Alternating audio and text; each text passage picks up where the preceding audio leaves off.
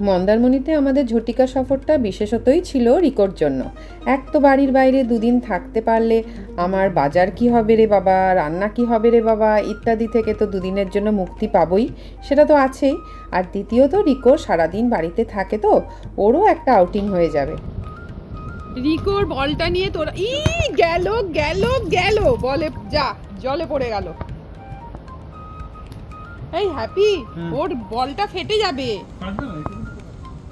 মহারাজ নেটে খুঁজে খুঁজে পেট ফ্রেন্ডলি রিসর্টটা পাওয়াতে আমরা 8 জনে মিলে চলে এসেছি একদম ঝটপট করে। আমার ছোট ননদ নন্দাই বুলুদা রাহাদীপ, আর ছোট দেওর যা ছোটদা পিঙ্কি, আর ওদের ছেলে গুবলু, আর আমরা 4 জন। অফিসে ছুটি পাইনি বলে বাবি আসতে পারিনি, আর এবারে তো আমার মাকেও নিয়েও আসিনি। কারণ কি জানো তো, যা গরম, আর এই গরমে এতটা জার্নি করে আসলে মায়ের সত্যিই কষ্ট হতো। এই যে রিকো, এখানেই বসে আছো? হ্যাঁ চলো চলো। ওই যে জানলা দিয়ে দেখছে। রিকো তোমায় নিয়ে গেল না? ওই দেখো, ওই যে বাবা, ওই যে বাবা, ওই যে দাদা এসেছে, হ্যাপি দাদা এসেছে। যা চলে যাচ্ছে, হ্যাপি দাদা চলে গেল। তোমায় নিয়ে গেল না রিকো? তুমি আর আমি দেখো ঘরে বন্দি, সবাই চলে গেল। যা, ওখান দিয়ে আবার দেখছে। বাবা, 2 দিন এখন চলবে। হ্যাঁ, ওখানে দাঁড়িয়ে দাঁড়িয়ে দেখো, ঠিক আছে? বাইরে ভীষণ গরম। দেখো কাণ্ড, বেল্ট ফেল্ট খুলে ওই কাঁচের জানলা দিয়ে দেখতে পেয়েছে ওর বাবা আসছে। কাণ্ড দেখো, দরজার বাইরে গিয়েছে, কু কু কু কু করে যাচ্ছে। যা, এবার কি হবে?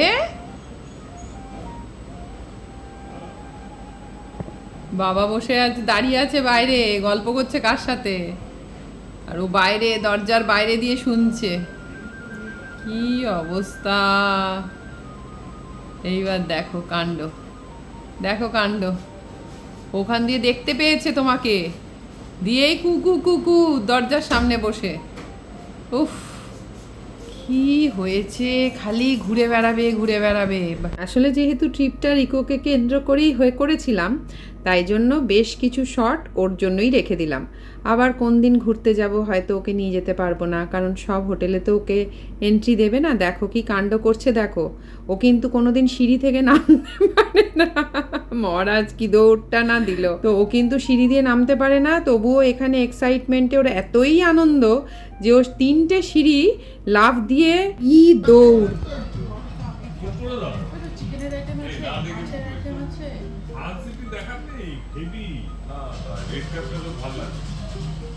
এই এত স্টার্টারে এত চিপস, ফিঙ্গার চিপস আর ফিশ ফিঙ্গার খাওয়ার পর আবার মেনু কার্ড নিয়ে বসে গেছো? কি আছে ডিনারে? কি চয়েস করলে? সান্ধ্যকালীন আড্ডাটাও তো বেশ জমেছিল, কিন্তু বাইরেটা এসে দেখো কি অপূর্ব। রিকো, রিকো, ও রিকো, তুমি নাচবে? তুমি সুইমিং পুলে নামবে? যদিও রিসর্টটা পেট ফ্রেন্ডলি ছিল, কিন্তু সুইমিং পুলে পেট অ্যালাউড ছিল না, তাই আমি নামলামই না। জানো তো, এবারে না কিরম যেন মনটাই চাইলো না। আসলে আমরা সবাই মিলে নামি, একসাথে হই হুল্লোড় করি, কিন্তু সেখানে রিকো সোনা নামতে পারবে না, ওকে ছেড়ে দিয়ে ও ছটপট করবে। সেসবের জন্য এবারে শুধু মানে দৃষ্টিনন্দনই করলাম। মানে ভাল লাগছিল, খুব রঙিন তো সব কিছু। বাড়িতে থাকি দেখো একটা কীরকম একটা যেন হয়ে থাকি, সবসময় মন বিষণ্ণ থাকে কখনো কখনো। তো সেই সব থেকে বেরিয়ে একটুখানি এই যে রঙিন সমস্ত কিছু দেখছি, সবার হুল্লোড় দেখছি, খুব ভালো লাগছিল জানো তো। মনটা মানে কিছুক্ষণের জন্য, এই 2 দিনের জন্য একটু চার্জড আপ হয়ে যাচ্ছিল। আর একটা কথা বলি, তোমাদের যাদের যাদের পেট আছে এই রিসর্টে অবশ্যই এসো। খুব হোমলি, মানে কোনো মানে কি বলবো, এখানকার স্টাফরাও এত কোঅপারেট করছিল রিকোকে।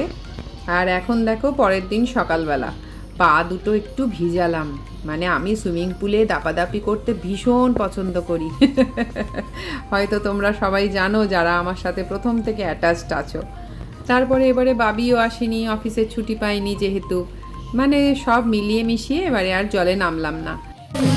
রিকো, তোমার বল নিয়ে নিয়েছে দেখো দাদারা।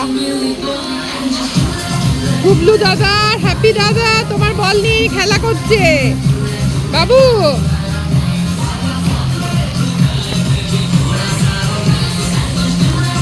রিকোর আনন্দে আমরা সবাই আনন্দিত হয়ে যাচ্ছিলাম, জানো তো, এত আনন্দ পাচ্ছিল। কাল অবধি ওর খাবার বাড়ি থেকে বানিয়ে এনেছিলাম, আজকে চিকেন স্টু অর্ডার করেছিলাম। দেখো কি সুন্দর খাচ্ছে। ওকে খাইয়ে ওরও বেশ একটু কিন্তু টেস্ট চেঞ্জ হলো, বেশ তৃপ্তি করেই খাচ্ছিল। যাই হোক, আমরা এবার লাঞ্চে চলে এসেছি। এই লাঞ্চটুকুই আমি আর কি ভিডিও শ্যুট করার কথা মনে রাখতে পেরেছি। আসলে কি বলো তো, ঘুরতে এসে না আর রিকোকেও সামলাতে হচ্ছিল, ক্যামেরাটা অন করতেই ভালো ভালো মোমেন্টে ভুলে যাচ্ছিলাম, আর হচ্ছিল না আর কি, ম্যানেজ করা যায় না জানো তো। ঘুরতে এসে তখন মনে হয় ক্যামেরা বন্দি করতে গিয়ে না আসল আনন্দটাই আর কি আমরা মনে হয় সবাই মিলে মিস করে ফেলি। তো সেই জন্য আমি আবার সেটা করি না, করতে চাই না। মানে আমি চাই সব কিছুই রক্ষা পাক, মানে আনন্দটাও পাই, আবার সাথে সাথে একটু মেমোরিগুলোও আর কি বন্দি থাকুক। এই জন্যই তো ব্লগটা করা, চ্যানেলটা বানানো। যাই হোক, আজকের মতো এতটুকুই। দেখা হচ্ছে তোমাদের সাথে আবার পরের ব্লগে। তোমরা সবাই খুব ভালো থেকো।